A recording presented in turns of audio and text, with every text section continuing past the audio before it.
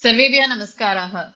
A warm welcome to everyone for the Astrology Master Class Series 2025.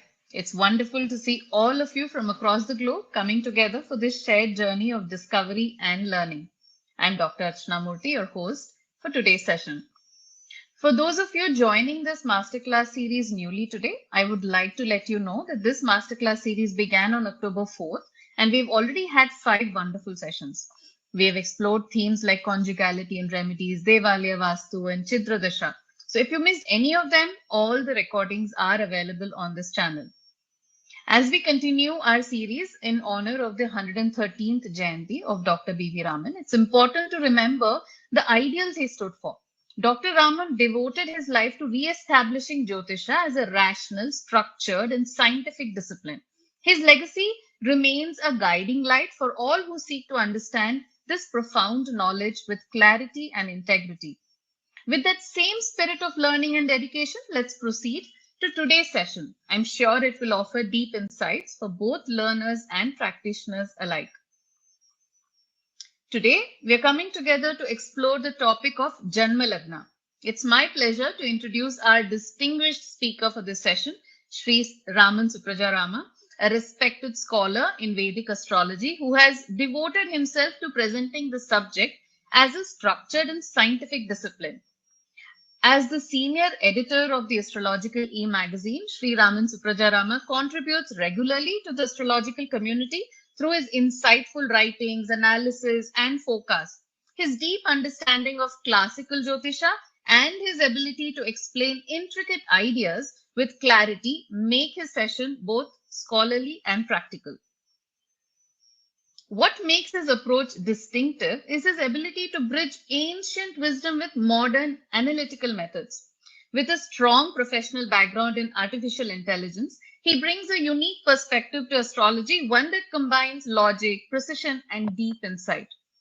In today's session, he will speak on the foundational concept of Janma Lagna or the Ascendant, the central axis of the horoscope. Our ancient texts say, Lagnam Gnatva Phalam Bruyat Sarvam Janmani Sarvada, which means one who truly understands the Lagna can interpret all results of a birth. And that's exactly what today's class is about, helping students and practitioners move beyond the basics and see the Lagna as the true pivot of the chart. He will also integrate the teachings of the Parashara, Varahamihiri, and Jaimini systems into a unified framework, showing how these perspectives together reveal the complete significance of the Lagna.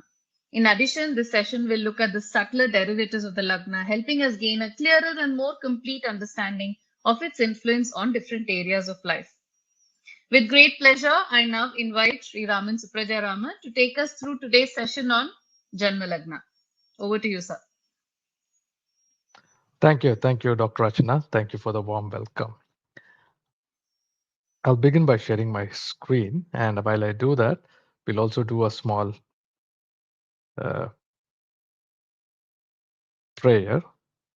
If you could just confirm that the screen sharing has been enabled.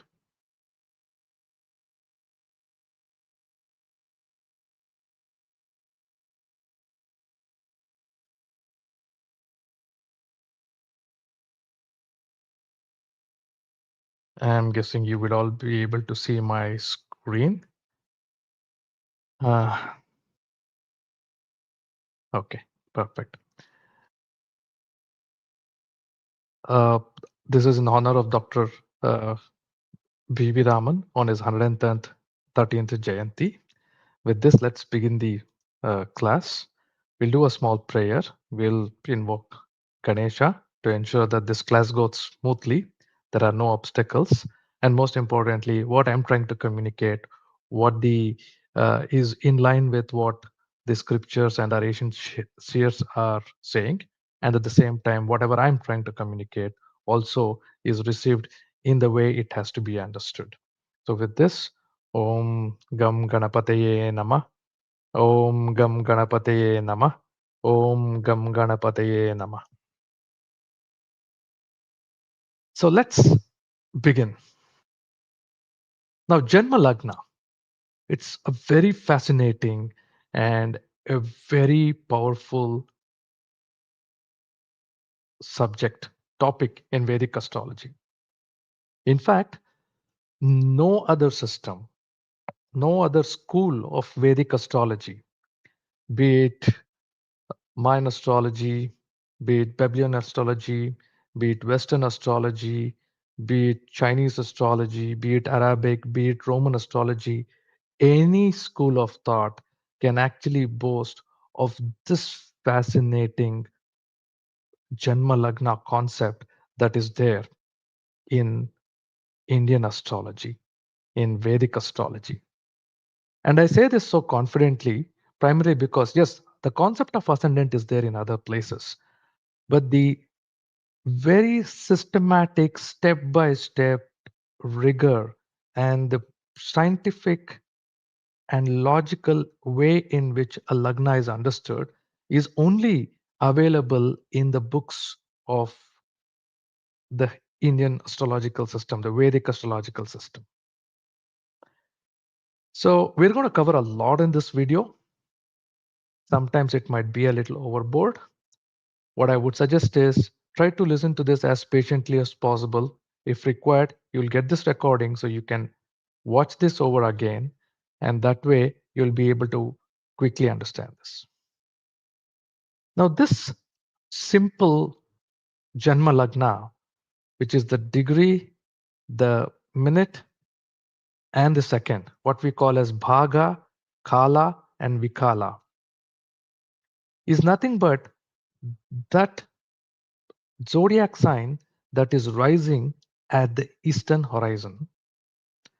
That zodiac sign that is rising in the eastern horizon when you were born. That's a very divine, very magical event. Because suddenly you come out of the womb and you take your first prana. That means you're no more trying to live, your body is no more trying to live with the support of the mother. Yes, you would need in terms of care and nurturing, but then the entire breathing and other things are now starting to operate independently. Now, what does this mean? That means at this moment of time, the patterns in the zodiac have suddenly aligned in such a way that this becomes a golden period for you. Why? Because that brought you into this world. That means it's the most opportune time, the most valuable time, because a life form has come out and that life form is you as a person. That means it's the most opportune time where it is compatible to you as a personality. And interestingly, the planets have been in the similar position for the last couple of hours, but only at that particular degree, at that particular minute, at that particular second is when you came in. And that is because the lagna was at that particular longitude. So that means it is a no-brainer that this lagna, this degree, this minute, this second is a golden nugget that you have in your possession that you can use throughout your life, because it's not just brought you into this world, but it is a very clear blueprint for you to use throughout your life to actually thrive, to flourish, to succeed, to actually win and live a very prosperous and happy life. And astrological principles are there to figure out what does this mean when we say Janma Lagna and how you can use this in your everyday life. And this is actually also the power of Jyotisha. Jyotisha, or Vedic astrology, the astrology that is prevalent in Bharata in India, is a science that is not just trying to tell or forecast or predict something, but it is actually a science of empowerment. It's a fantastic science. If you even know one simple concept of Jyotisha thoroughly, you can do wonders with that science. You can really change your life and plan your life in a way that you can shine, you can thrive, you can flourish, you can succeed, you can be prosperous, you can be happy throughout your life. And when I say throughout your life, in every aspect of your life, be it career, be it marriage, be it children, be it progeny, be it hobby, any aspect, 360 degrees, you'll be able to flourish if you understand any one concept thoroughly in Jyotisha. And of all the concepts, the very foundational concept, Janma Lagna, is something that you must study and you must understand. It's a quintessential requirement. And once you do this, you don't have to study anything else. You just have to study your Janma Lagna, understand yourself, realize yourself, and then a lot of opportunities open up. With this, let's get started. Now, when we say Janma Lagna, it is this degree, minute, and second. That's what I've told. But what does this mean?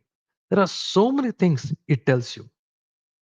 We say you are Vrishchika Lagna, or Kumbha Lagna, or Mesha Lagna, or Tula Lagna. When we say this, what does it mean? Right? One is we are talking about the Rashi. But Rashi is not just by itself, it has a lot of other components to it. So a Janma Lagna has components related to the Rashi.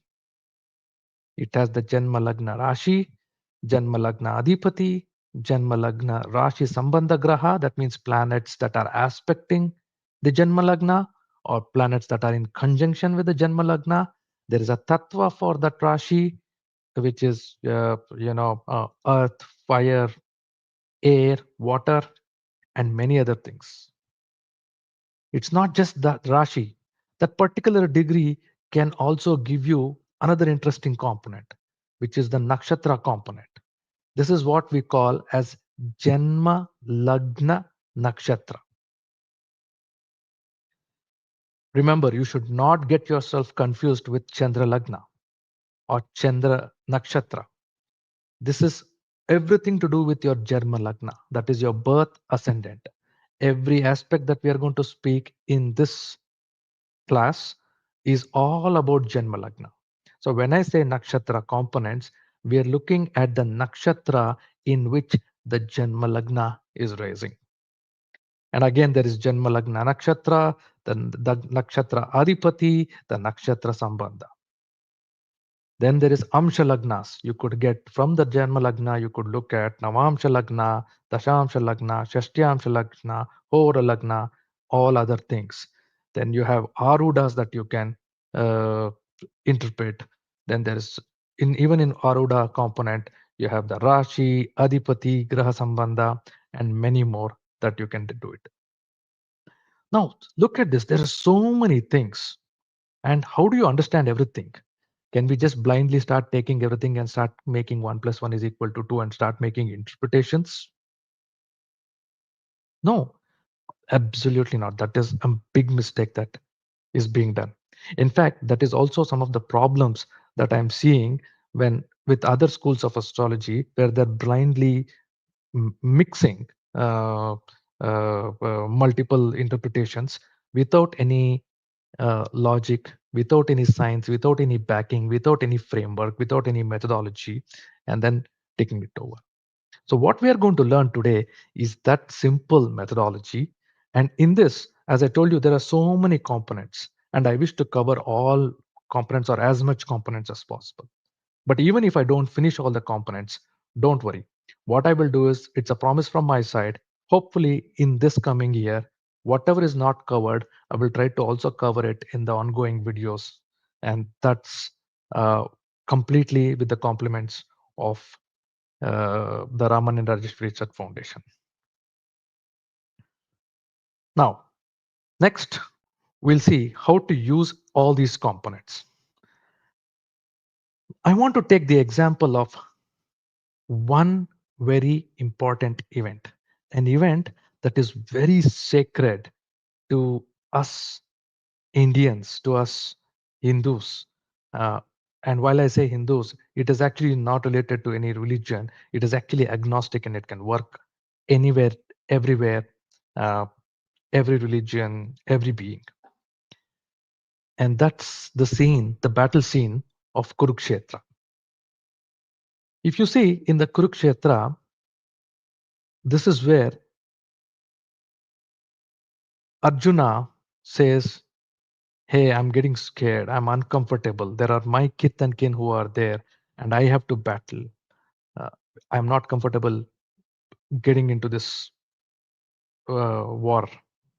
And that's where Krishna does the Gita Upadesha. The most beautiful, the most sacred, the single most important event that the entire world should respect. They're already respecting it, but I think that's one of the most brilliant events that have happened. Now, here, what you see in this one particular scene, there are multiple aspects that you could look at. The first one, for example, you will see is the battlefield itself. Now, for Bhagavad Gita to actually happen, it was important that it was there, it was in this Kurukshetra, it was in this battlefield, it was in this setting, which was a warlike setting. If it was not in this setting, that entire expression of Arjuna wouldn't have come out, or Bhagavad Gita wouldn't have happened. Krishna wouldn't have rendered it. If, for example, Bhagavad Gita, if, for example, Arjuna decided to go to Krishna's palace and then ask Krishna out there, probably Krishna would have given some tidbits, but he wouldn't have given the full Bhagavad Gita. Only because it happened there in the battlefield, only because the chariot went in the middle, and only then there was a very strong emotion, sentiment that kicked inside Arjuna, and he started, asking these questions. Did Krishna realize the necessity of sharing the entire Bhagavad Gita? Also, just remember this: the entire Bhagavad Gita is what that Arjuna and Krishna had as a conversation is not actually given by Arjuna or Krishna to us.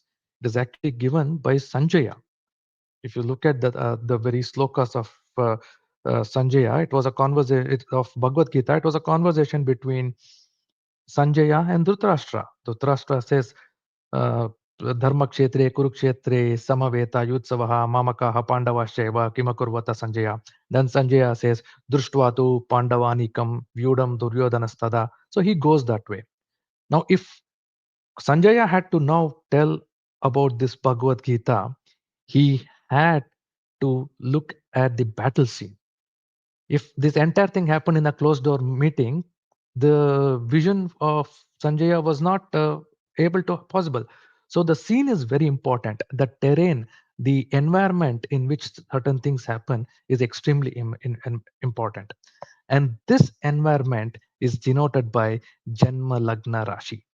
So when we say uh, you are in, say, for example, the Libra Lagna, that essentially means naturally for you, the environment in which you will thrive as an individual is all those things that are related to Libra. So, for example, Libra means anything to do with marketplace. So, like commerce, like goods and services are being sold. That is Libra. So if you were a software engineer, for example, then you will do extremely well if you design, for example, say commerce portals. So as a software engineer, as a front-end developer, if you are a Libra Lagna, then you will actually do very well. You'll succeed in your life. You will get better positions if you are in, say, commerce portals.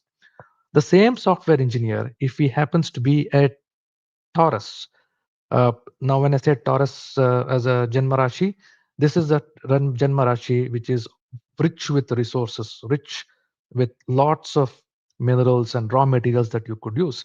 And what is really required is to bring structure and uh, make it ready for consumption. So in that case, the same software engineer, instead of building commerce portals, if he becomes a data engineer and there he does the data platforms, he will thrive extremely well. And that's what your Janma Lagna Rashi tells you all about. Your Janma Lagna Rashi tells you the type of environment that you need to be in to automatically succeed in your life. You might be in hundreds of environment. Not everything works. A few might make you happy. A few might make you sad. A few might give you wealth. A few might make you stagnant. Uh, where will you get a combination that the tick marks in everything? It is that Janma Rashi, Janma Lagna Rashi that you were born in. And so essentially, what Janma Lagna Rashi shows you is the environment in which you thrive. I will go ahead and list out all the different Janma Rashis and what each Janma Rashi means from an environment perspective a little later. But first, understand the overall concept. Now, in this scene, what do you see as the next person? Arjuna himself, right? This Arjuna is nothing but the actual performer. So I told you one is the environment. Now, for environment, the most compatible environment is where everything ticks. The best way to understand where everything ticks is to just look at it in these four purusharthas: dharma, artha, kama, moksha. That means you're righteous, you make wealth, artha, your desires are fulfilled, and at the same time, you achieve moksha as you emerge uh, in the path of liberation. So that's the scene. Now, in order to do that, there should be a person who will actually be doing it, the performer. Here it is Arjuna, and you are denoted, you as in the body, the mind, the flesh, the bones, the thinking, the emotions. All these things put together is denoted by the Janma Lagna Adhipati. So the Lagna Lord, that what we call the Ascendant Lord, that we what we refer to, is nothing but you, your depiction, and it tells you the natural strengths or the natural weaknesses that you possess. So one is the environment in which you can operate. Second one is the skills that you bring to that environment. Now let's take an example. Let us say your Lagna Lord is Mars. Now what is Mars? Mars means is a person who is a performer, who actually does action, who's very competitive. Now, I told you that this concept can happen everywhere. In the first one, I gave you the example of career where a software engineer is there. Second one, I'll try to give you an example in, say, relationships. When you are a Mars person, let us assume that you are in the early stages of your relationships. This is where you're kind of dating. You would be the person who will directly go into action mode, and you says, hey, you know what, I feel that you and me are very compatible, and I would like to take you out for, say, dinner on Friday. So you'll be so action oriented when if you're Mars. At the same time, you will also look at being a little argumentative, right? So suppose there's a with a partner, you're trying to look at one point. You will always try to get into an argument unnecessarily. You want to prove a point, you want to debate, you want to be very competitive in nature, and you also don't want things to delay. You want to solve the problem now, and that's the quality of Mars. So if your Lagna Lord is Mars, then you are the person who wants to do everything today. You want to solve things out, you're argumentative, and you're also quite decisive. On the other hand, instead of Mars, let's say you're Leo Lagna. So that means your Lagna Lord is Sun. Now, what does Sun indicate as a Lagna Lord? It indicates leading and initiating. So in one place, you wanted to close the entire output. In the other one, you want to begin everything. So you want to lead, you want to initiate. And again, we'll take the example of relationships. You are the person who will not appreciate every day-to-day activity that your partner or your spouse or your uh, uh, the person that you're dating does. So you will be less relaxed, and whatever they do, you'll just assume that it is business as normal. But then whenever he or she does something very unique, that's where you will start appreciating. So you will basically appreciate an accomplishment rather than an everyday mundane activity. And also when you're a son, what you also want to do, what you will also exhibit as a quality, negative quality, is that you always want to have the last word. So you want to actually conclude everything and say, okay, finally this is how it's going to go, kind of a thing. So that's what the Janma Lagna Adhipati tells you. So when you look at your horoscope, when you look at your Janma Lagna Rashi, you quickly realize the terrain in which you will thrive, you will flourish, you will succeed. And then next, when you look at the Janma Lagna Adhipati, you will realize what strengths or what qualities you bring to the table or what weaknesses you bring to the table. All these I'll explain in detail in the coming time. But let me give you the full background first, and then we'll proceed one by one. Next, if you see in this entire scene, you also have people who are the side of Arjuna. So they are like the friends. These friends are those who will support Arjuna in the battle, right? That's number three. Now, that portion is shown by Janma Lagna Rashi Sambandha Graha. So that basically means all planets that are in conjunction or aspect to the Janma Lagna Rashi are shown by the supporters there. So let's say, uh, let me give you another scenario. So we've taken occupation, we've taken relationship, we'll take the example of say traveling. So when if you're traveling, if you're going from point A to point B, so you have a short-term trip that is there, you're going to say you're driving for about 4 or 5 hours, or you're going in train for 4 or 5 hours. In your travel journey, if for example Jupiter is aspecting the Janma Lagna Rashi, now, what it means is Jupiter is a very benefic planet, right? It's a natural benefic. Now, if you have a aspect of Jupiter, automatically help comes in a timely manner. That means when the car is going on and if you have a breakdown, you don't have to unnecessarily scratch your head, because automatically help will come in a timely manner and try to rescue you. It is not avoiding the problem, but Jupiter, what it does is when the problem happens, it'll step in and it'll intervene and it'll try to solve the problem for you. So that's the aspect of Jupiter.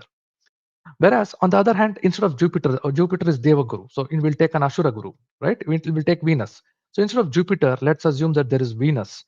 When Venus happens, what happens is the entire path itself will be free of obstacles. So for on that day, perhaps the traffic would have moved, the number of potholes would be less, or you would have got a better vehicle. So all the obstacles will naturally start becoming naturally start becoming absent. Now we talked about Deva Guru, then we talked about Ashura Guru. Same traveling example, I'll give you the aspect of Rahu, right?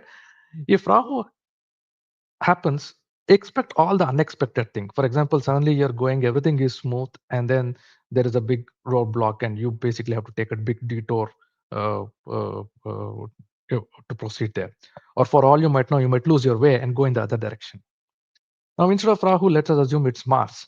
Then, as you're traveling, what happens is, there could be like a small accident that you might encounter, some narrow escapes that might have, it might probably cause you a physical injury, all these things. So that's how the aspect of the planets should be looking at.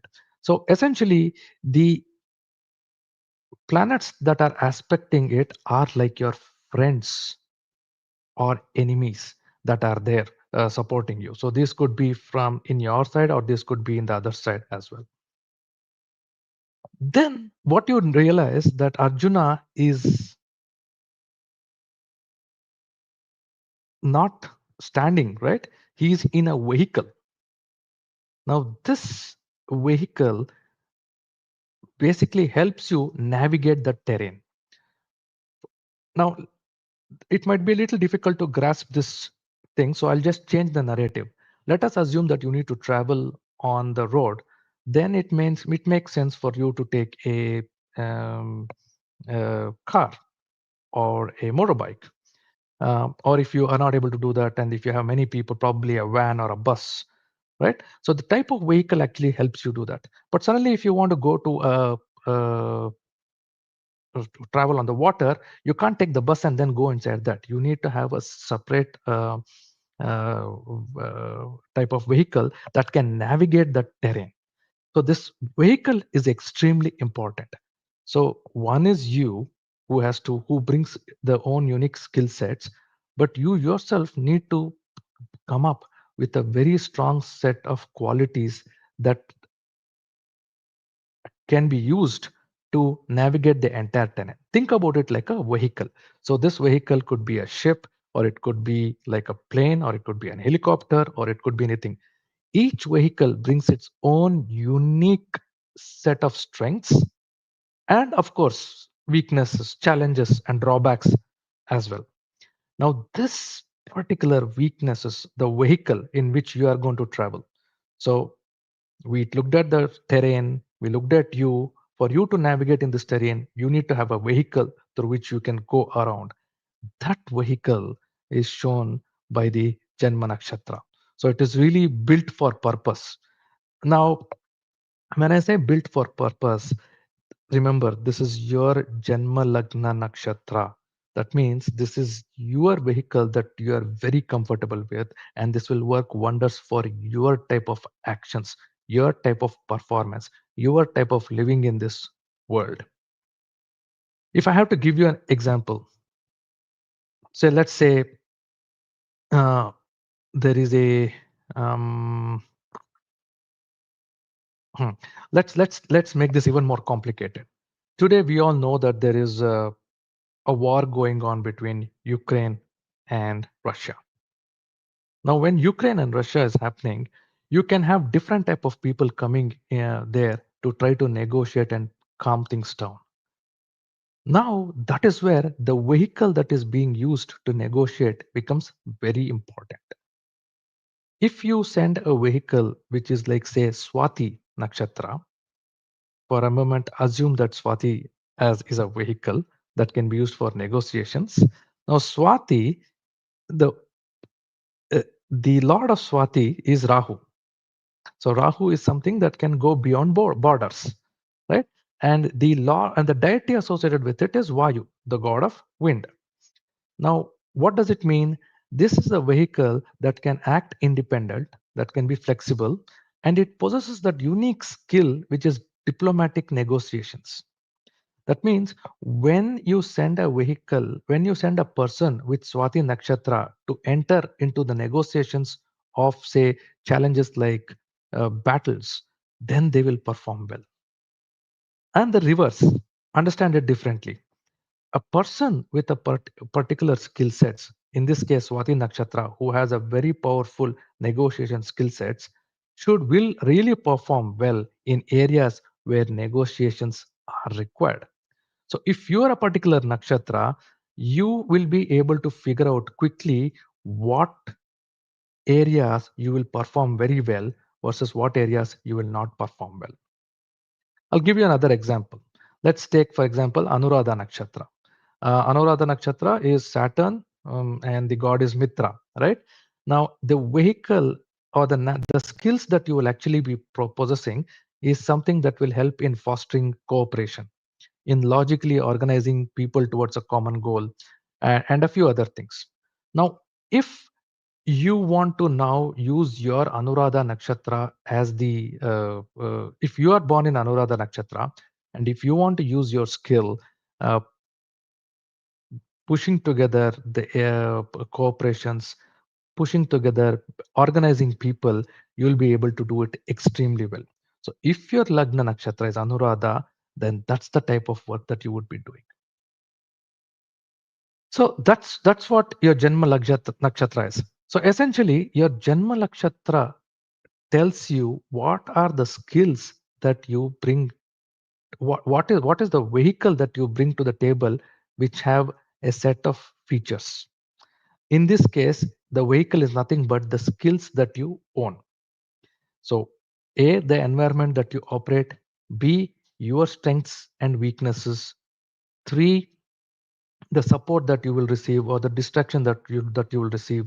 Four, the skills that you will bring to the table. Next is 5. If you see, this chariot is actually been tamed uh, the, uh, by Krishna with reins, and there are horses out there. So that means this particular chariot is has a horsepower, which is not a single horse. It has 4 horses. So the intensity, the amplitude, the quality of the strength is given by the Janma Lagna Nakshatra Adipati. So again, I'll take an example. Let us assume that you fall under, say, Mercury nakshatras. And these could be, say, Aslesha, it could be Jyeshta, it could be Revati. That means natural strength that you have is the ability to process things very fastly. But every strength also has a corresponding weakness. So that means while you are able to process everything fast because it's a Mercury nakshatra, you're also overthinking, and sometimes there might be anxiety that kicked in. Now, instead of Mercury, Mercury is Buddhi. Instead of Mercury, we'll go for Manas. Manas is moon. So let's look at moon nakshatras. So you have Shravana, you have Hasta, and you have Rohini. Right? These are the 3 nakshatras that are there. Now, when you are born in the nakshatras of moon, then the intensity would be something which are extremely intuitive. That means you can figure out things very fast, even without a calculation. But then the flip side of it is you can suddenly become oversensitive. Now again, I'm going to repeat this. Don't confuse nakshatra with Chandra nakshatra. So you saw how clearly where each component of that ascendant is going to help you. Now I can keep going like this and sharing a lot of other things. For example, if you look at the chariot of Arjuna, there's Hanuman on the top. That means Hanuman is giving that extra special support, extra feature. So think about it like in a car, you have some special features, or you would have some special features that are not there. For example, in some cars you have auto assist features. In some cars you have lane center feature. In some car you have self-driving feature like Tesla. In some cars you have, say, cruise control and other things. All these extra features that are there is basically got by the friends there, and those friends are known as Janma Lagna Nakshatra Sambandha. So any planet that is in a particular Tarabalam pattern with the Lagna Nakshatra are those special features they bring to the table, or special features that they remove from the entire thing. That's how you have to understand. There are many more like this. For example, Krishna means Atma Karaka and a few other things which I will not discuss. But now you get the gist. There is a systematic way in which every aspect of this can be analyzed. How are we from a timeline perspective? Okay, we've already uh, finished 40 minutes. I didn't realize that. Sorry about that. Okay, let's go one by one. We'll see how much we can cover. And I want to show you as many examples as possible. So that way you will also be able to start seeing them. Now let's look at Janma Lagna Rashi. Now the teaching for you is this. Janma Lagna Rashi is that terrain, that environment in which you as a native, you thrive. You shine across dharma, artha, kama, moksha. Now, for each of this Janma Lagna Rashi, I have given the type of terrain that you would be there. If you are born in Mesha Lagna, that means you will do extremely well in a fast-paced competitive environment where you need to act first. So these are very high-risk situations where you need to, act immediately. Otherwise, it will be very difficult. Now, examples of this are like Serena Williams or Martin King Luther. These are the people who operate at extremely fast-paced competitive environment. So that will give you a clue. So if you are also Mesha Lagna, look in your own life and see where you have operated very well. It might be scary, but actually that might be the area, fast-paced competitive environment where you have actually had successful outcomes and where you actually have received recognitions. That could be in your career, or even in your personal life. It could be in those fast-paced environments where you've acted with sense and taken the right decisions. If you're in Taurus, as I told earlier, Taurus is that environment which is very stable, which is resource-rich environment, and it is focused on creating wealth and long-term security. So, if you are a person who is born in Vrishabha Lagna, you would be the person who would be looking at long-term planning, long-term wealth creation, tangible assets, and creating value that get preserved over many periods of time. There are many examples that I can give, but someone who we all know is probably my father, Niranjan Babu. If you look at him, he's created hundreds, not hundreds. Actually, now the count has become more than 250, 250 plus temples today around the world. And every temple is done for a long-term planning. It is focused on security. It is taking all the best of the essence out there and then creating a tangible value there. If you look at Gemini, then Gemini is a marketplace bustling with ideas.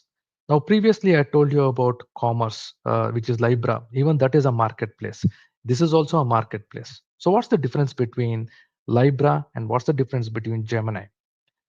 In Gemini, the marketplace is all about ideas, idea generation, exchange of ideas, communication. All these things is Gemini, the intangible things.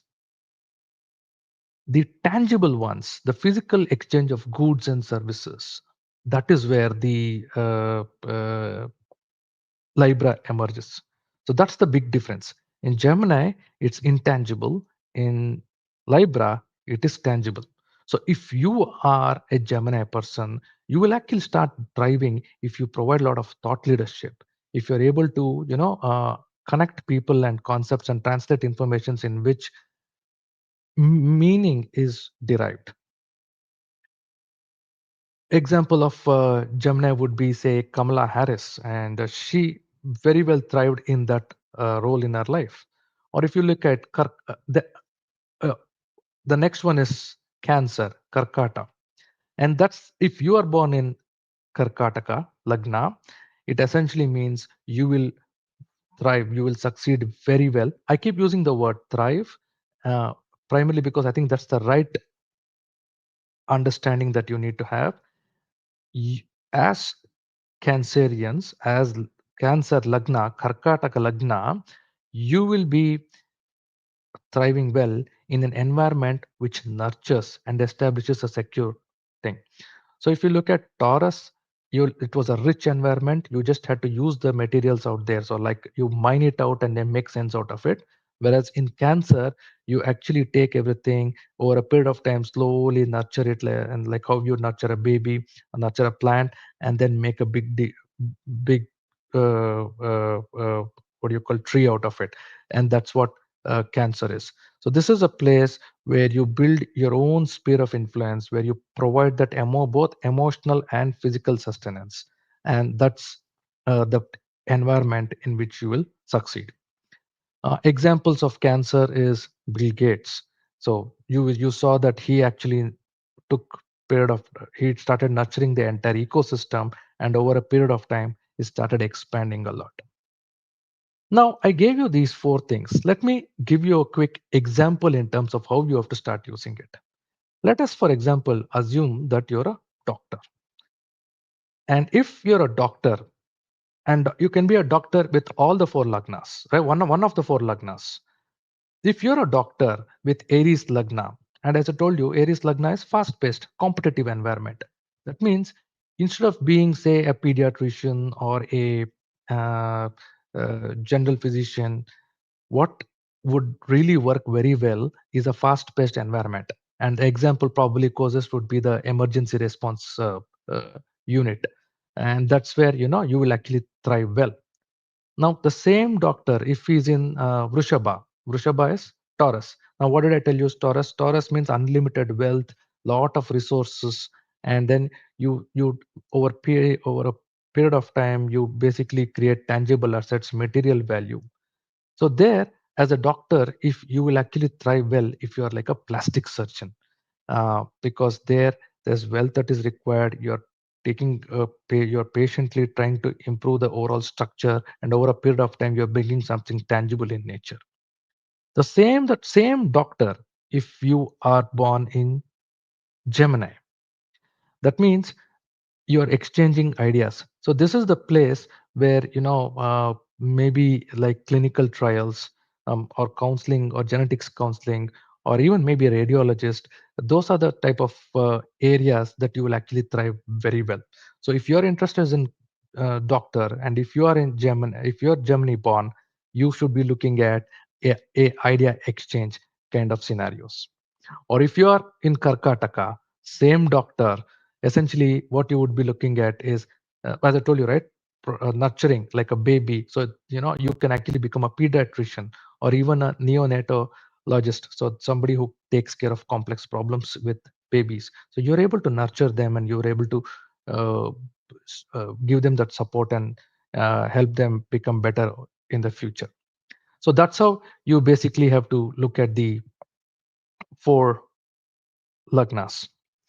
Next, what we will do is we'll cover the next four lagnas. Leo, Simha. Now the example is Donald Trump, right? And he is a proper Leo, Simha. Now, now if you are born in Leo, what you will like to do naturally is, or where you will thrive is when you are in the center stage, when you are in the royal court, where you are the focus of attention. That means that if there is a central position, if you need to step up to that role, to lead, to inspire, to become that authority, that's the role that is the right fitment for you, most compatible for you. On the other hand, if you are, say, Virgo, Kanya, now this is the place where everything has to start falling into order, everything has to be analyzed, everything has to be perfected, and everything has to be made efficient. The best way to remember is you will be somebody like a Steve Jobs. So he is the person who likes that perfection, improvement, efficient, and he does a lot of design thinking there. And if you are a Virgo person, you are fit to do that type of a role. If you are, say, Libra, then again, this is the marketplace. This is where physical goods exchange happens. But what's also interesting is this is a place where you also have an eye for aesthetics. So you want to make everything beautiful. You want to make everything right. At the same time, you also want to bring in some sort of a social harmony everywhere. Now, this is the place where you will thrive. So that means you have to find your place where you get this type of a quality, a marketplace where the exchange of goods are there, and there's an opportunity to improvise, and there's an opportunity to bring in that aesthetics as well. For example, Shah Rukh Khan, who's very popular today, right? He's probably one of the biggest superstars. In fact, I saw one um, media coming in saying that he is now, after Michael Jackson, the next big superstar. He is Tula. So he likes to be in that marketplace. He likes to make those films. He likes to bring that exchange of ideas. And then if we look at Scorpio, if you are Scorpio Lagna, I'm Scorpio Lagna. So if you are Scorpio Lagna, you like to work in environments that are secretive in nature, where hidden truths and intense energies are basically managed. And it requires a lot of depth, psychological depth. It requires resilience and a real will to probe beneath the surface. So you need to go dig deep, read between the lines, understand this, unravel it, and then do it. That's the type of personality, uh, that's the type of environment that you will thrive well with. So if you're a Scorpio Lagna, automatically look at those hidden nuggets that you want to mine, and you would be right fitment for that. For example, if you get into mining business, yes, you would probably be very well suited for that type of business. Another example that I want to give you for Scorpio would be um, Taylor Swift. Yeah, Taylor Swift. She is Scorpio Lagna. So it essentially means she has gone into the depth of her feelings, in depth of her emotions, and she surfaced that out as music track, right? She's into singing, but what she has done and what the environment in which she has performed is into the depth of that. I will also see, if time permits, I will also tell you why she chose, why music was the most compatible occupation for her a little later as we go through. But you pretty much get an idea. So now, if we take the example of, say, politician, I told you Leo is the person who can be a center stage, so like a president like Donald Trump. Same politician, if he's in, say, Virgo, Kanya Lagna, he is the person who is right for a bureau, for a bureaucratic kind of a role. So in an Indian context, it could be, say, an IAS officer equivalent of that. If it is, say, Libra, and same if it's a politician, then look at people who can be deal makers, like for example S Jaishankar. These are the people, these are the type of personalities you should be looking at. Or uh, if it is, say, Scorpio, then look at somebody like who was into, say investigative journalism. So that could be one area they could be looking at. Next, we'll go into Sagittarius. Sagittarius, that's the environment that is being described. If you're a Sagittarius Lagna, you will actually thrive well if it's a university, if it's a temple, if it's a publishing house, or essentially where knowledge and beliefs are shared or pursued. So, for example, if you're an Instagram influencer where you're trying to share knowledge of things, where you're trying to share, say, good places to visit or good food to eat or things like that, then uh, uh, if you're a Sagittarius Lagna, and that's a good profession to be in. If it's Capricorn, Makara, then you would actually thrive well if things are very hierarchical and structured. So that means that there's a hierarchy in the equation. You know how to design that hierarchy. You know how to operate in that hierarchy, and you know that you are able to do that with discipline, with patience, and you want to organically rise in the ranks. That's the area that you will thrive extremely well. For Kumbh Lagna natives, they will be able to thrive very well if the work that involves, or if the relationships that are involved, or if any hobby that you are involved in is related to distributing knowledge for the benefit of the community. So any humanitarian kind of an approach, vision, and addressing that with very unconventional ideas is what you would actually be fit for. So if they say, for example, a job opportunity which says, okay, hey, you know what, you want to be in a CSR kind of a thing, or in a librarian kind of a thing, or in any place where there's distribution of knowledge that needs to happen, maybe even public policy kind of a thing, you would be the right fit out there. For Pisces, if you're a Pisces Lagna, um, you are a person who will thrive in environments, in terrains that are boundless. They you don't have any boundaries, so it's like expansive. You can go whichever direction you want. It's very imaginative, and it is primarily focused on spirituality and art. So any work that you do which goes in an area which is without boundary, which can push the barriers of art, which can push the barriers of spirituality, which requires great empathy, which requires great intuition, and most importantly, you can heal. If you believe that it can heal things, then that's the type of knowledge, that's the type of environment that you should be going with. I'll give you a few examples in each of these things, so that way you know what type of personalities can be your reference point.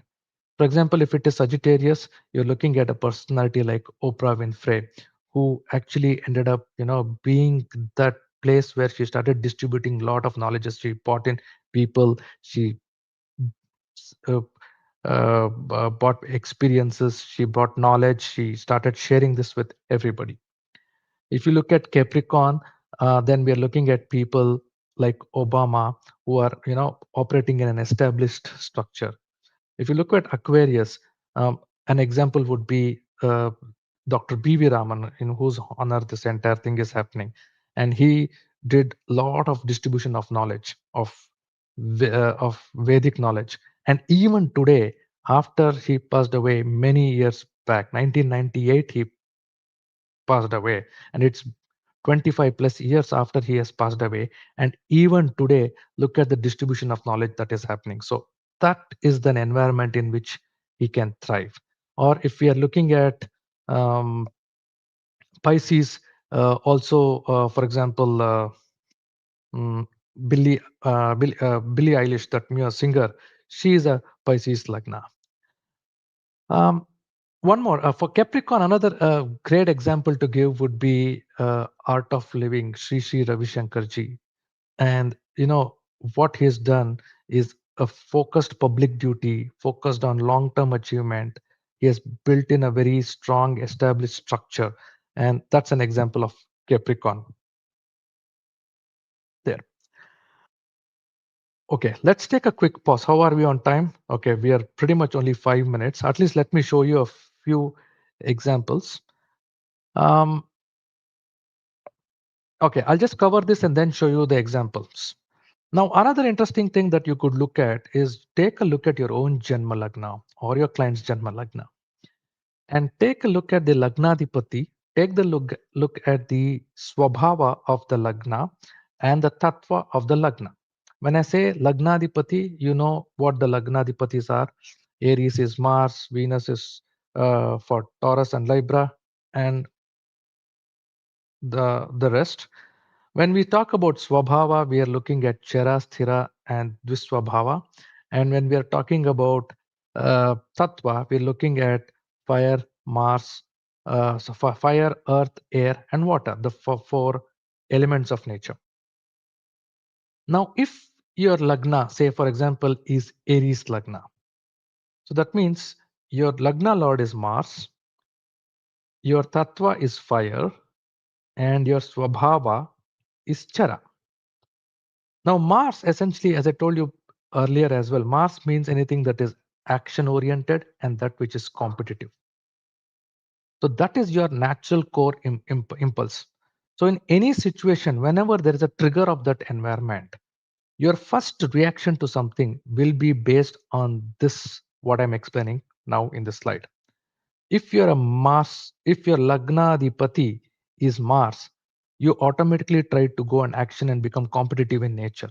Your natural instinct. Afterwards, you might probably change, but your first instinct, the core impulse, is action and competition.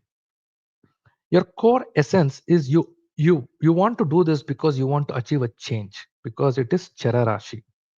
Mesha, Mars, Chararashi. And Mesha is also fire tattva, Agni tattva. And what you want to do is you want to showcase that change through act, activity and transformation. So you want things to happen now, and you want things to happen as a transformation. So you will not come up with ideas that are just incremental in nature, but you will look at ideas that are transformation in nature. So 1 + 1 is greater than 2. That's the type of ideas that you're looking at. You don't not looking at very simple, straightforward next step kind of a activity. Now, this is a very important insight that you can use to your advantage. Take a look at your own Lagna and use this to your advantage. I'll give you another example. So let us take, say, Cancer as the example. Cancer, the Lagnadipati is Moon. That means nurturing and storing.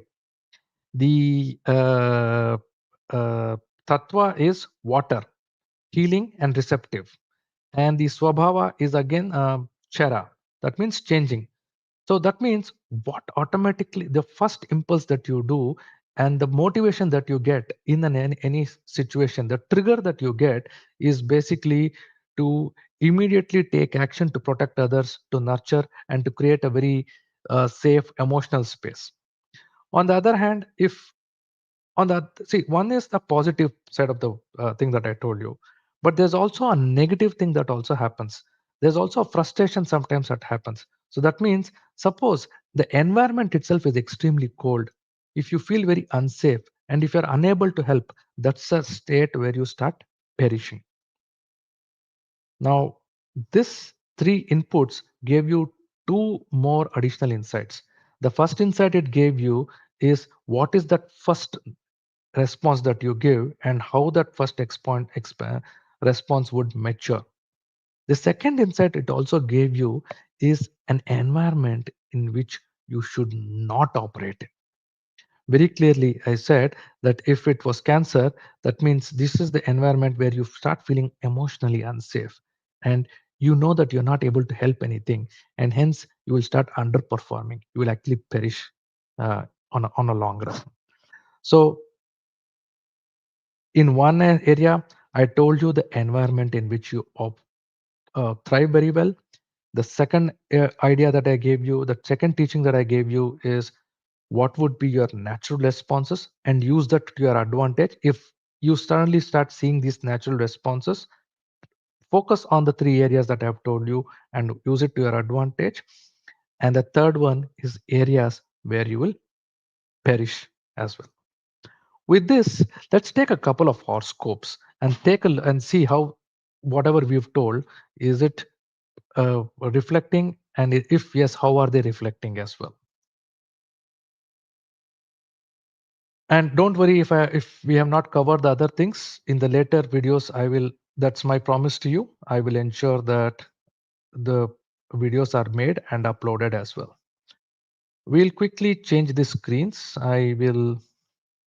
Ah, it's should be there. Okay. So you will start seeing the horoscopes. Let's take the first horoscope, which of Sri Ravi Shankar. Now, what did I tell you about Lagna? Lagna is Capricorn. I already gave his example, right? Capricorns are the people who like to build very hierarchical, structured things, focused on public duty. They like to take great responsibility, and that's exactly where Sri Ravi Shankar has done it. If on the other hand, if he had tried to follow a path of Sagittarius or Pisces or Aquarius, he may not be able to do that much of an impact the way he has done today. Marvelous impact. Now, what you will also notice here is something very, very interesting. In the Lagna Sambandha. What is the Lagna Sambandha? These are the planets that aspect or are in conjunction. There is Mars. And how is Mars? Mars is exalted. So that means there's action. It's not just preaching, but there's real action that is happening. He has created multiple camps where, Sudarshana Kriya is being taught or other new things are being taught. Brilliant work that he's doing. The Lagna Lord himself, Lagna Adipati, he's Saturn, and where is he? He's in the 11th house, and he's aspecting. Did you see this? He's aspecting third aspect. So that means volume is going to be extremely high. So by default, you will see a person who's going to do things for the public good, who's going to do it at large scale, and who's not going to just preach, but he's actually going to implement things that are tangible in nature and that work, that deliver. And that's essentially why Sri Ravi Shankar is so impactful in his Dharma, Artha, Kama, Moksha, because he is automatically aligned in that path. Not just that, there's many other reasons, but this is the first set of reasons that I want you to take a look at. Now, when we look at the, I'll quickly go into the uh, analysis as well. So we have Shravana Nakshatra, first pada.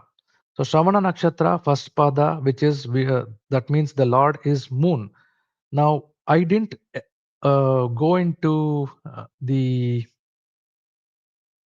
Just give me a minute. I didn't go into the details of yep details of nakshatra, but I'll give you a quick tidbit. When we say Shravana Nakshatra, the Lord is Moon and the deity is Vishnu. So the vehicle, remember I told you that nakshatra describes the type of vehicle that the person is. This vehicle, the qualities of that vehicle is someone who's attentive, who's intelligent, and who's well informed. That means he's not just building a Sudarshana Kriya for the sake of doing it. He has been extremely attentive in terms of the what the world needs. He's been looking at make transforming a life, and he's also doing it in a well informed manner. So essentially, a Shravana Nakshatra, the quality of that vehicle is the ability to connect ancient traditions and foster wisdom. So that's the quality of the vehicle. So everything that he has done properly matches the Lagna Rashi, the Lagnadipati, the Lagna Rashi Graha Sambandha, the Lagna Nakshatra as well. Everything is very well passed. If you look at, hey, very interesting, I'll do a deviation, very interesting tidbit. Take a look at the Lagnadipati, Saturn. He is along with Rahu, and there is Sun, there's Mercury, as well aspecting Saturn. Mercury, interestingly, is slower. Sun is in its normal speed, but Mercury is slower speed. It's in gray, right? Let's see what's the speed of Mercury is. Is at only 4.4%. That means it's almost becoming stationary, that speed. So Mercury is aspecting Saturn. Sun is aspecting Saturn. Saturn and Rahu are also in conjunction. This 1-7 combination, or that basically Kendra positions of planets or Trikona positions of planets, are very powerful game changers. If you look at when he started Art of Living, he roughly started in 1980, 81, I think, 81, if I remember right. Now that is Saturn Dasha, Saturn Bhukti. Why Saturn? Lagna Lord in the 11th house, aspecting the Lagna. Very clear Raja Yoga, and he started at that point of time. And throughout, if you see, during Saturn Dasha, he rose phenomenally well. This is the power of Lagnadipati. Just that one planet, he rose phenomenally well. Now, what I wanted to also tell you is this beautiful combination of Mercury and Ketu. 17 degrees 03 minutes, 17 degrees 12 minutes. Ketu is a powerful planet, is a spiritual planet, moksha. Mercury is buddhi, a conjunction almost less than a degree, very less, very close conjunction is what has given him that unique insight into, understanding what really people need. And even today, there is a darbar that happens where people come, talk to him, and he goes ahead and gives the answers. One of the finest answers that you will get is from Sri Ravi Shankar. That's his horoscope. Now, quickly, let's take another horoscope. Let's take Shah Rukh Khan's horoscope. Everybody now he's in media, so let's take Shah Rukh Khan's horoscope. Libra Lagna, marketplace, and look at what Sun is. Sun is debilitated in the Lagna. That means he's very powerful. Sun is debilitated planet means he's very powerful, and he's powerful in an opposite way. So, and he is in the Lagna. So that's a very good aspect. But what is very interesting is if you look at the aspect, if you look at the aspects, Jupiter is aspecting it, fifth aspect. And what is Jupiter? Jupiter is the fourth lord and the fifth lord. And where is he placed? He's in the ninth lord. As the fourth lord and the fifth lord, he's a yoga karaka, and he's in the ninth house, house of Bhagya. That means it's a Raja Yoga. Fourth and fifth lord yoga karaka in the Bhagyasthana is Mahayoga karaka. And what is he? He is directly aspecting Lagna. Not just that, he's also aspecting Saturn. Now, I told you previously, if any planets are in quadrant or trinal positions, in this case Saturn and Jupiter, they are in trines with each other. The moment they are in trines with each other, automatically you will start seeing that they'll start giving effects in their respective dasha and bhukti. Let's look at that dasha and bhukti, right? Now, he started his career roughly around 1988, but then his big success actually came when he did Bazigar, and that was in 1992, 93, around that time. Look at this: Jupiter, Mahadasha, and Saturn, Antardasha. Did you see this? Jupiter and Saturn, they are here. Jupiter is fourth lord, sorry, third lord, sixth lord in the ninth house. Saturn is fourth and fifth, the Yoga Karaka. And Yoga Karaka and Jupiter, they are in fifth and ninth, trines from each other. And because of that one simple thing, he was propelled into the stardom there. Throughout, he became very good. Then again, there were a lot of challenges. I'm sure you all know. But then there was a comeback. Let's see when the comeback happened. The comeback happened last time, right? When he had three very high performing, high revenue movies. I think Patan and few other, I don't remember that.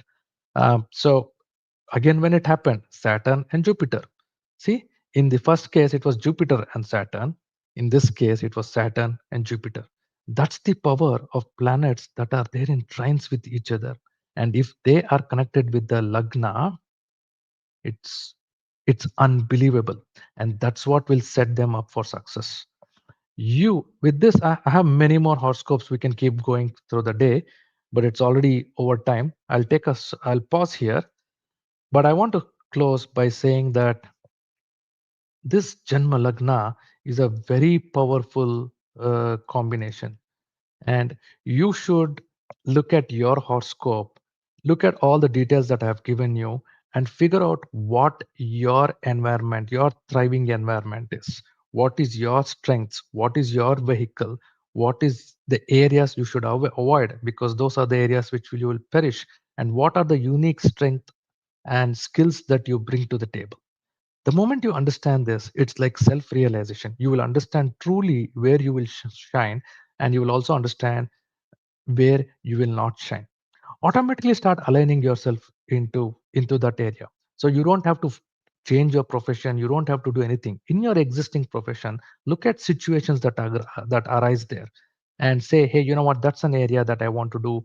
Talk to your manager, start attacking those areas. You'll start seeing success in your relationship. Again, look at the similar type of areas that are there. If things are going on, very clearly communicate to the partner saying that, hey, you know what, I'm not good in these things, but I'm really good in these things. Let me take responsibility of this, and then let me solve it. And suddenly you'll start seeing that you will start performing in your best possible manner. With this, I'll stop and we'll open it up for any questions. Is it, Dr. Archana?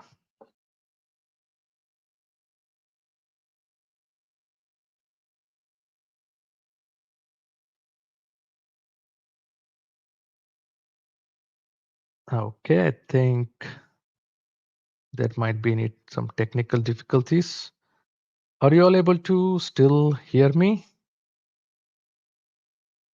If you're able to hear me, maybe start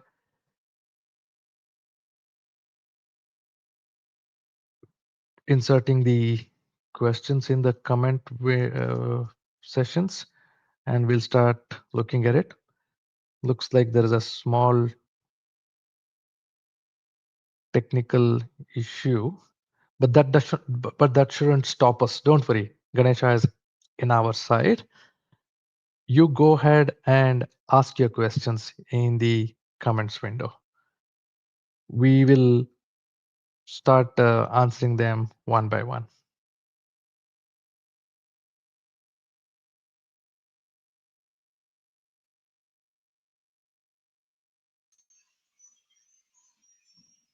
That was a great session. Thank you. Okay, very nice. So we are back. Sorry for the delay. I think we can take questions now. Mr. Girish, can you please show the questions?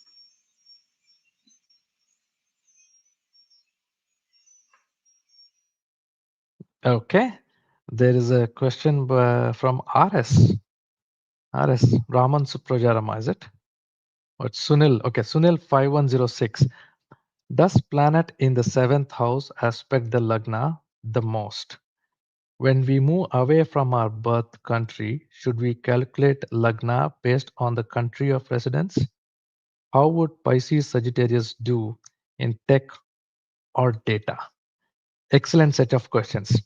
I don't like to take any personal questions, but still let me give you some indication so that way you should be able to do it. What was the first question again? Seventh house aspect, if I remember right. So seventh house aspect Yes, by default, all planets aspect seventh house, and hence, does planet in seventh house aspect the Lagna? No, no. Planets have planetary aspects work as per the rules that are there. So that means all planets aspect give a seventh house aspect. Special aspects are given to Jupiter, Saturn, and Mars. So they have equal weightage everywhere. Now, in one particular text, which is Garga Samhita, there is a mention saying that in other houses, the influence of that planet is lesser.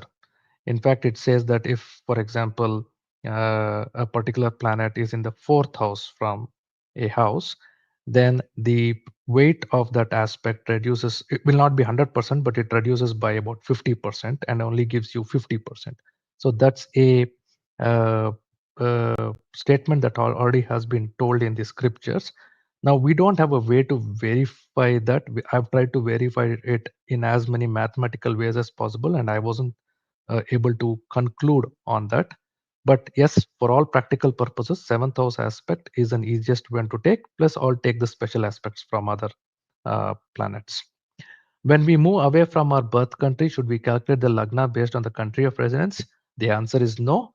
When you were born in a particular place, date, and time, and that's the most beautiful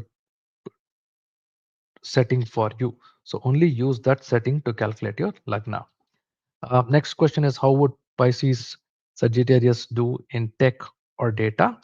So let's look at, say, Pisces and Sagittarius, right? Sagittarius, as I told you, is anything to do with publishing houses. So if you're doing a job like a wiki kind of a thing, knowledge management, etc., as a software technique, then that's a good fit for you.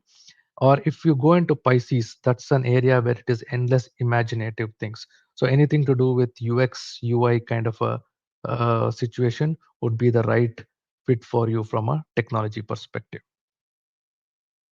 I hope that answers your question.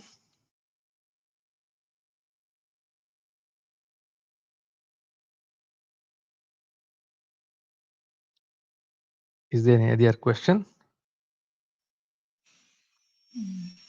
Yeah, there are questions.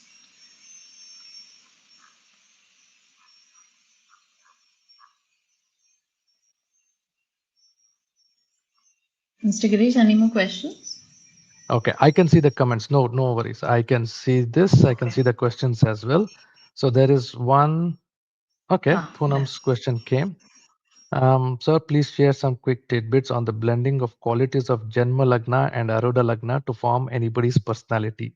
Also, if you could share something about Lagna in Rashi Sandhi. Excellent question.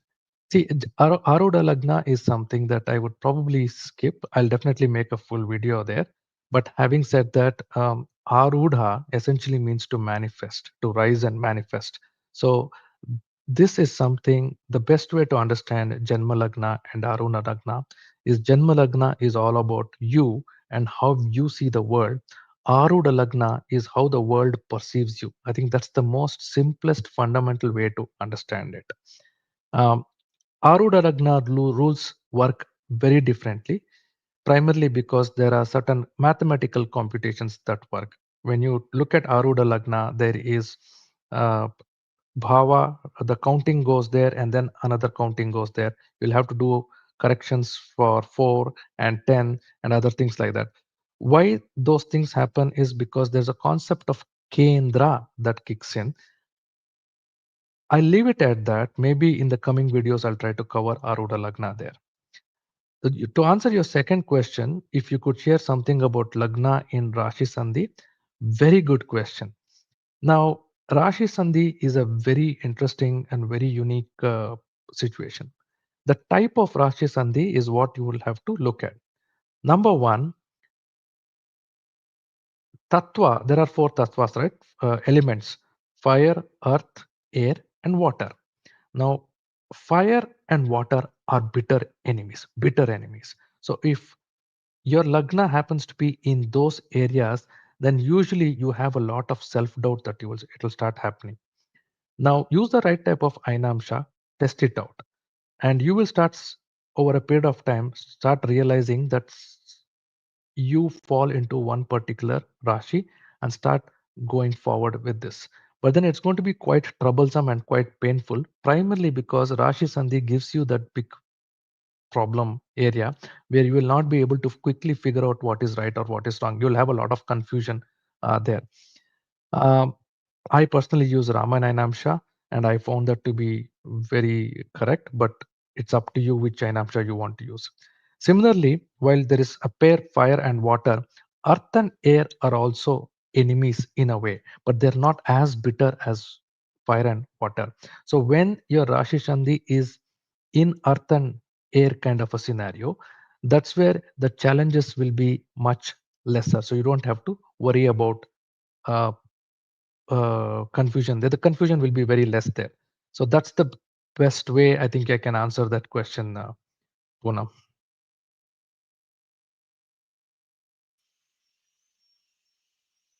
Okay, there is a question,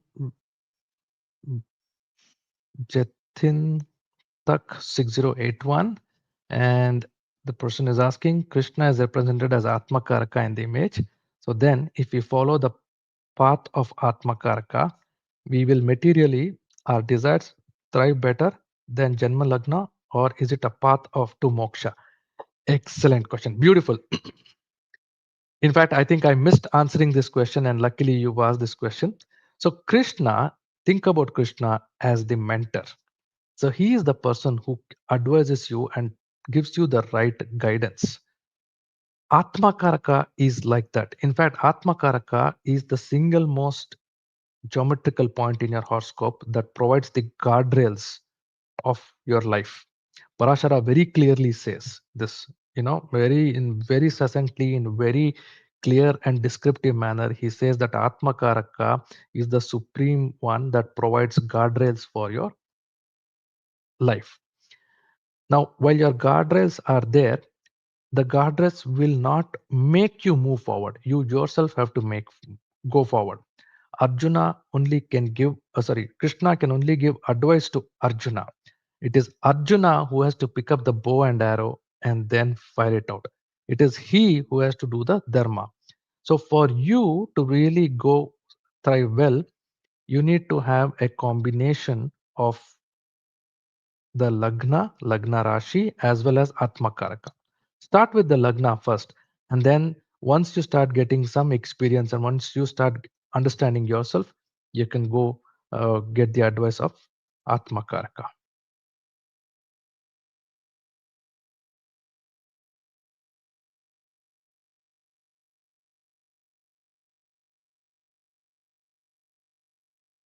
Okay.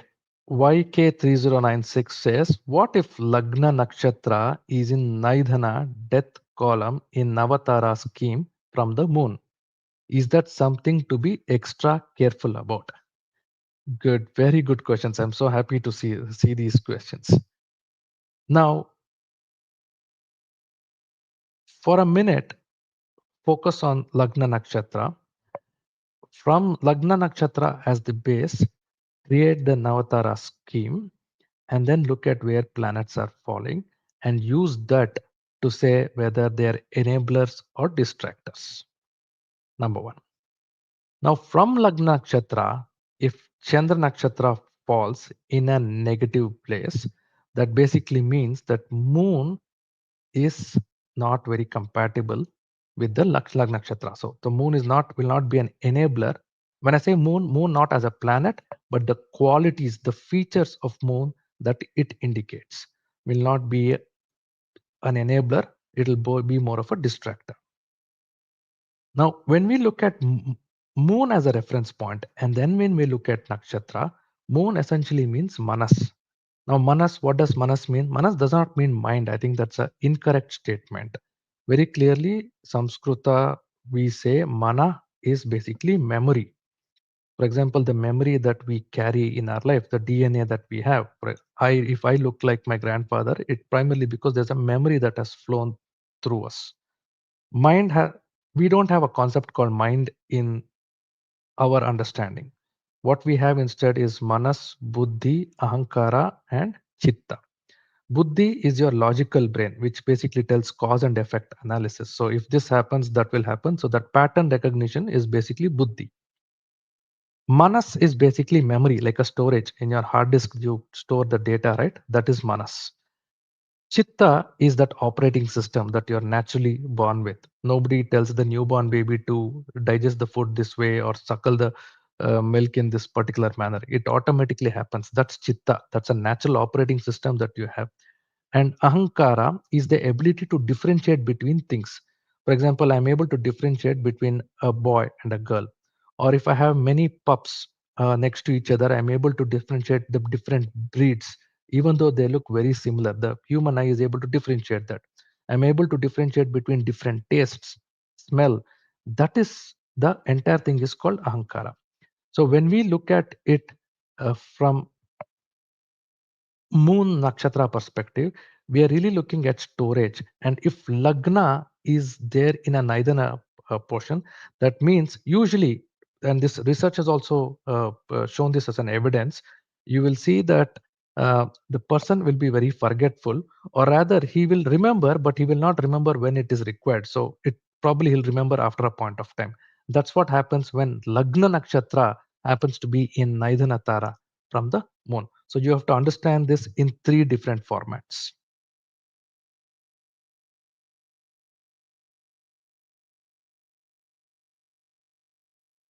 Okay. Janma Lagna and Chandra Lagna, sometimes Anurag Mishra 001. Chandra, Janma Lagna and Chandra Lagna, sometimes one in that case, same things which you have said, it's not applicable or not.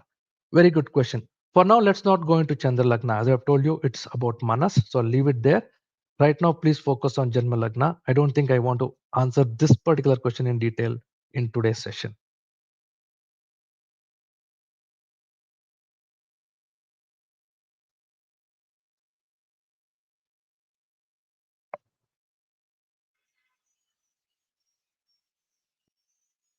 Okay. If there are more questions, in the interest of time, I'll hand it back to Dr. Archana. But if there are more questions later on, please put it in the comment window.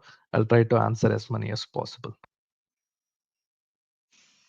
Yeah, I mean the questions were really insightful, and I thank the audience for sharing them.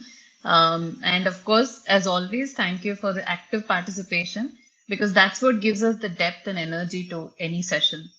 And Sri Suprajarama, that was a wonderful session. I personally like the way you brought in the Kurukshetra angle to bring Janma Lagna to life. I really like that. And of course, while you spoke about the various types of Janma Lagnas, I think many of us were silently, comparing those insights with our own charts. That's what, is making this session so effective, right? We deeply appreciate your time and the insights you shared with us today. Thanks a lot for taking the time out, and of course, for initiating these sessions. And to our viewers, we'll meet again tomorrow, 26th October, for another fascinating session with Dr. Andrew Foss for a deep dive on consciousness and Jyotisha. So, hope to see you all there. And until then, stay curious, stay inspired, and continue your journey of learning with an open mind. Dhanyavadaha. Thank you.